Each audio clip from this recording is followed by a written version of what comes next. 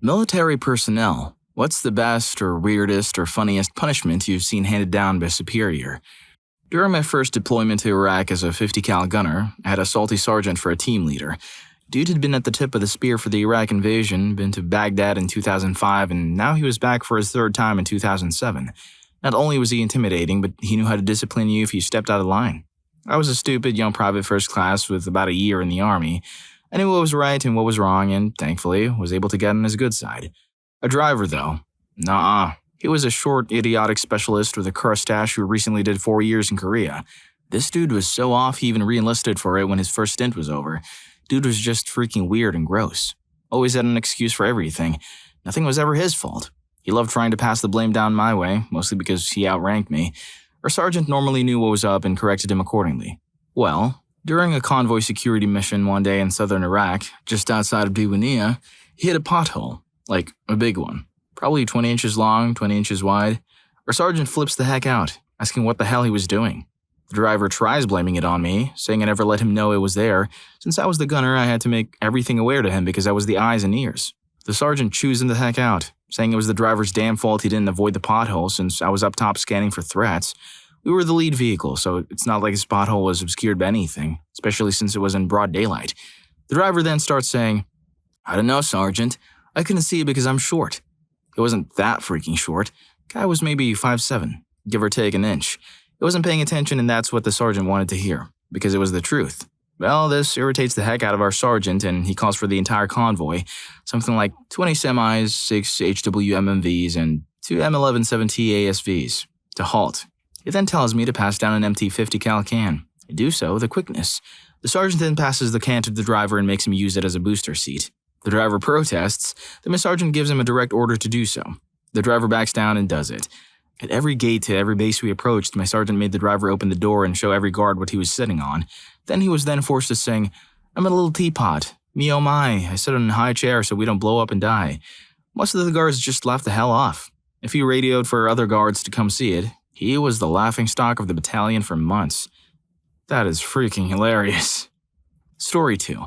Throwaway, to protect the innocent. I was once in the Navy, stationed at Kings Bay, a Navy submarine and training base in rural southern Georgia, USA, a stone's throw away from Florida. Due to this base may or may not contain nuclear weapons, there was a Marine Security Detachment or battalion or something stationed there as well. The majority of these poor sods were just out of Marine kill camp and were hot and heavy to go off Middle East Easton and shoot them some towel heads.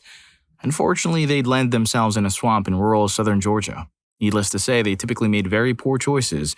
Their superiors, however, normally disciplined them well. Amongst the punishments I witnessed were the following. A group of Marines had decided to play soccer with an armadillo, ending it. They were forced to perform a full military funeral for the poor creature. They had to stand honor guard at its grave for a week, 24/7, in full dress uniform, in the middle of the summer. Remember, this is in a swamp in southern Georgia.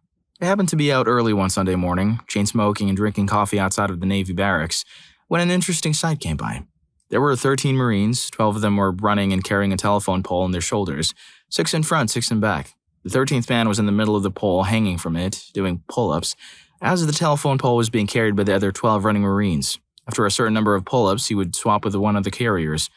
Speaking of, this base may or may not contain nuclear weapons, the Marines had to do regular patrols, driving slowly around in HMMWVs, or armored cars around the storage bunkers and the base at large. Apparently there was a problem with the Marines in the vehicles falling asleep and running off the road. A brilliant NCO had the following great idea. Only one Marine would be in the vehicle, whilst the other Marine would be running behind it. If the vehicle were to start swaying off the road, the runner would awaken his driver comrade and they'd swap. It didn't take long, however, for this plan to fail. Patrol vehicle went off the road, crashed, and the Marine running stayed the course, smacking into the back of the vehicle and rendering himself unconscious. Story 3. Don't know if you guys know what outdoor barracks are, but it's where your front door leads to outside, like a motel. Consider a dorm where all the doors lead to outside. If you're on the 3rd or 4th floor, etc., your door would lead to a catwalk or balcony, right outside. Anyway, it's me and my boy, let's call him Will. Will is 21 and has authorized 72 ounces worth of beer in his fridge, 6-pack. Room inspection time. Stuff better be freaking clean. Me and Will get some awesome first-degree luck from our guardian a-holes and we get Gunny to do our inspection. Will's got a sock on the floor. A freaking sock. Look, I don't know if you guys know about military cleanliness and inspections and stuff. But when you're getting inspected by Gunny, a sock on the ground is a huge no. Gunny goes Super Saiyan, and now starts the beginning of the end. Gunny has turned into a freaking hungry, hateful hound and is now going to start smelling every little nook and cranny to smash Will. And since Will is my roomie, I'm going to feel the wrath too. Also, when you're getting inspected, anything you lock up, wall lockers, desks, drawers, usually won't get asked to be opened. But if it's not locked, it's free game. Will didn't lock his wall locker up. Gunny's eyes open up, hits the other sock. God damn it, Will. Along with the sock is a cup filled with pennies. Yes, pennies. Like $19 worth of pennies. So, you do the math. Gunny instantly pulls the penny pot and projects it all over the room. There's pennies everywhere. They're on the floor, in my bed, in the shower, the sink, some still in the cup, in Gunny's hat, everywhere. Gunny starts sniffing more and opens the fridge. Remember how we were allowed 72 ounces of beer? Well, Gunny finds some stuff. Holy mother of God, Marine!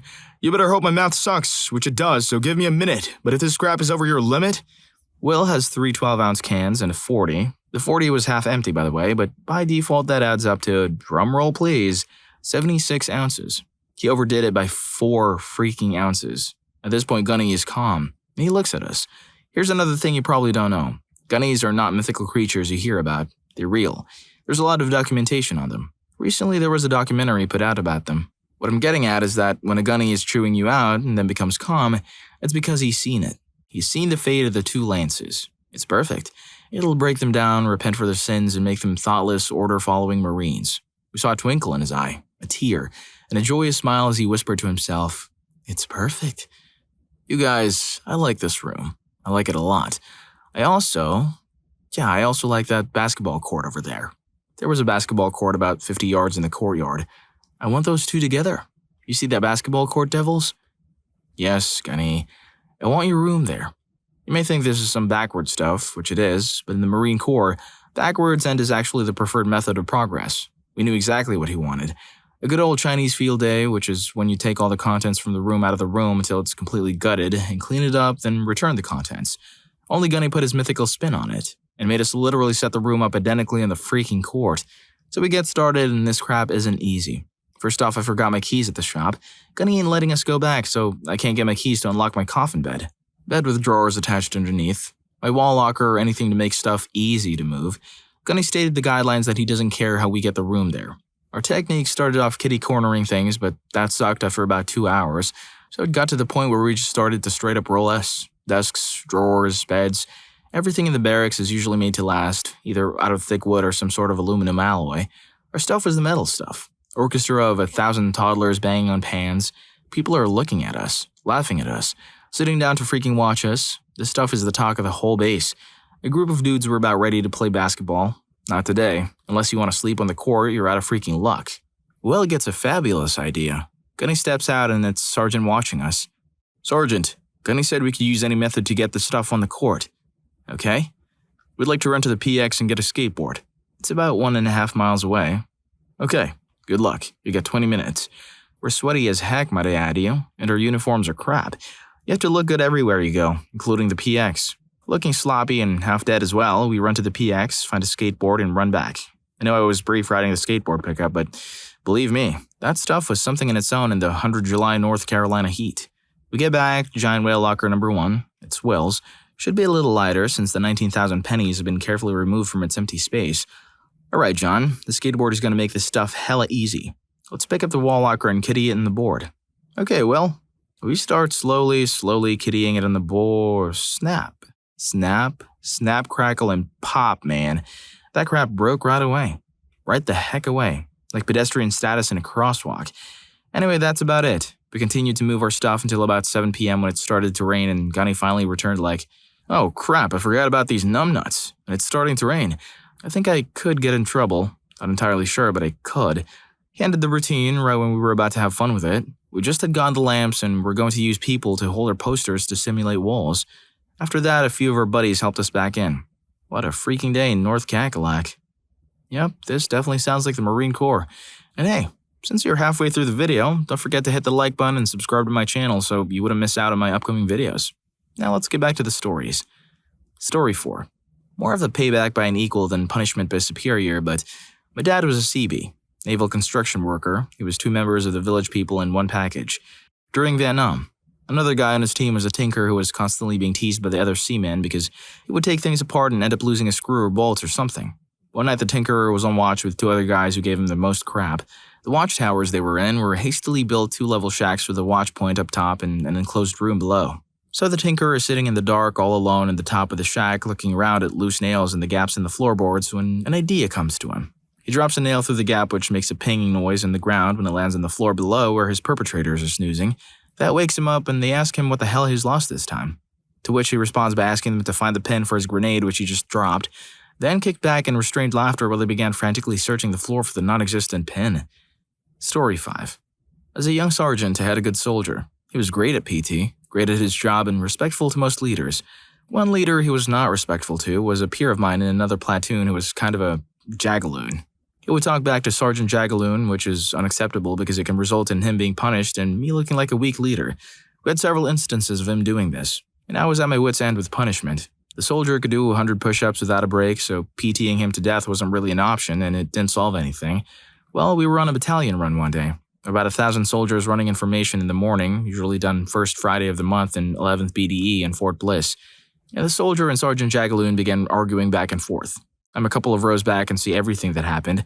Sergeant Jagaloon tells me about it, and I come up with the most creative corrective action that I could at the time. Soldier was a smoker. I hate doing paperwork because it can ruin a soldier's career. Well, we were on a 3-day weekend. I told the soldier to meet me at 1-800, 6 p.m. In uniform that night, it's still Friday. From 1-800 until midnight, he was to walk around in circles of increasing size and pick up every cigarette butt he could find. The next day, he met me at 6 a.m. and did the same thing, with 20-minute breaks for breakfast, lunch, and dinner until midnight. Sunday, 0600, I made him build a large frame with 2x6s and fill it full of sand, then put the cigarette butts in a brigade formation. He had thousands of cigarettes, and it took him all day. I also made him draw ranks on the butts and make guidons with little pieces of colored tape and toothpicks. The longer cigarettes were to be the brigade commander and CSM, and the shorter ones, the BN commander and CSM. He finally got it done at about 9 p.m. on Sunday night and had me come inspect it. He took a look at it and approved and told him to throw it in the trash. He asked if he could first take a picture of it, and I told him no, just throw it away. He was pretty proud of it, and he said later the worst part was not having a picture. I never had another problem out of him again. He still laughs about it to this day, despite being pissed off at the time. I think it worked out pretty well. Plus, he lost a weekend where he would have probably blown all of his money at the club, so it was financially a good thing for him, too. Story 6. I've seen a few good ones. When I was in basic training, Lackland AFB, Texas, we were about 3 weeks in, and while marching to Chow, about 3 steps before flight leader TI calls halt. Someone near me, I'm assuming, scratched their head or something.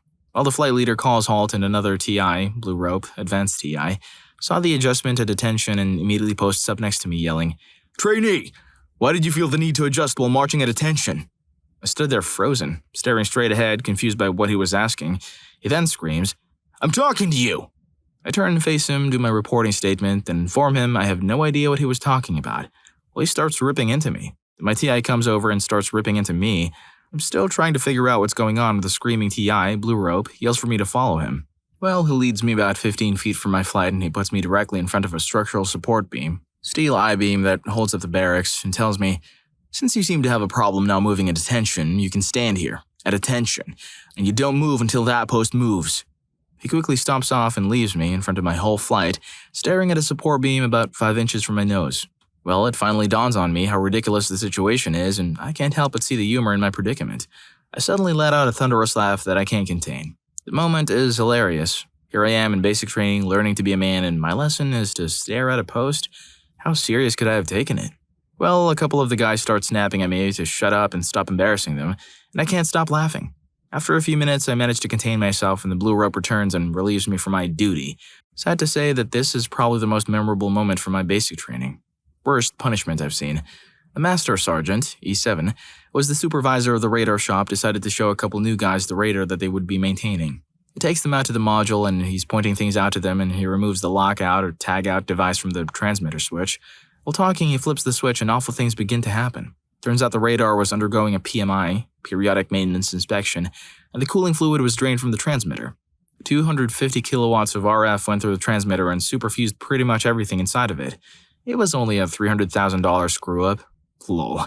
Anyway, that Master Sergeant stayed a Master Sergeant and handed out gas masks for the last 3 years of his enlistment, until he retired. Worst punishment ever. But he retired. Keyword, still a master sergeant. He's now probably getting back and working a nice comfy GS job while getting a retirement check. Story 7.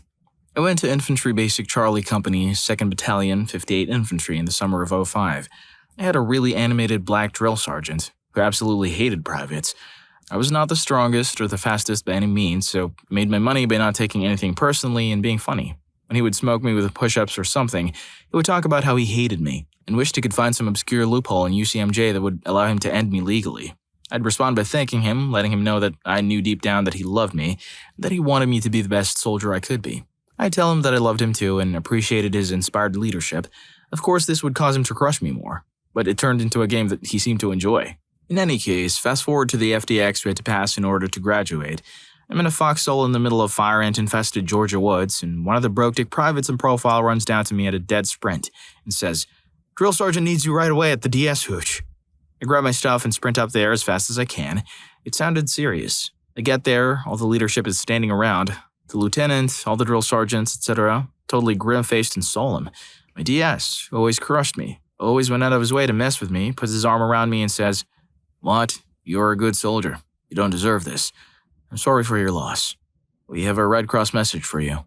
I'm sorry, Private." I'm freaking out. I think somebody in my family is dead. I'm about to lose it as I open the Red Cross letter. I open it up and unfold the message. It reads the following. "What? Do 50 push-ups. I freaking hate you. Very respectfully, Drill Sergeant Asbury." Everybody bust up laughing and smoked me for a while before sending me back down to the woodline. That guy was a freaking artist. I'll never forget my DS.